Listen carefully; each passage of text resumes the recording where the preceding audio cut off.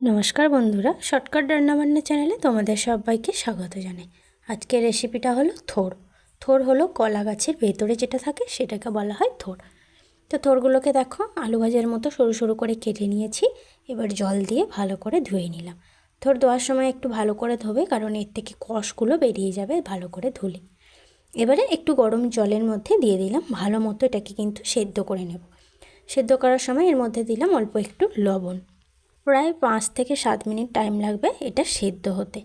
এই কলার থোড়, মোচা এগুলো খাওয়া কিন্তু শরীরের পক্ষে খুবই উপকারী। থোড়টা আমার ফুটতে শুরু করে দিয়েছে, তবে সেদ্ধ করার সময় কিন্তু খুব বেশি জল দেবে না, কারণ জলটা আমরা ফেলে দেব না। জলটা ফেলে দিলেই তার সব কিছু বেরিয়ে যাবে, তাই অল্প একটু জল দিয়েছিলাম যাতে জলটা টেনে নেয়। ওদের জলটা আর নেই সেরকম, সেদ্ধও ভালো হয়ে গেছে। এখন আমি কড়াইতে দিলাম সর্ষের তেল, একটা শুকনো লঙ্কাকে হাফ করে দিয়েছি, আর দিলাম কালো সর্ষে। এবার দিয়ে থোড়টাকে ওর মধ্যে দিয়ে দিলাম।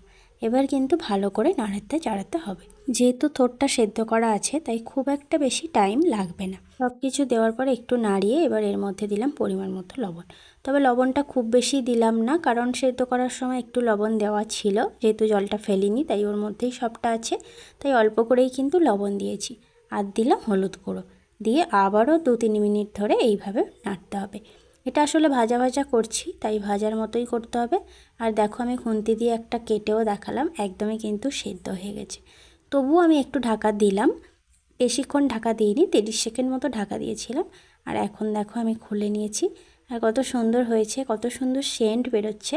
এটা খুব কম সময়ের মধ্যে আর মাত্র কয়েকটা জিনিস দিয়েই কত সুন্দর একটা রেসিপি হয়ে গেল। তাই বাড়িতে অবশ্যই একবার কিন্তু ট্রাই করো। আজ তবে আসি, দেখা হচ্ছে নেক্সট একটা রেসিপি নিয়ে।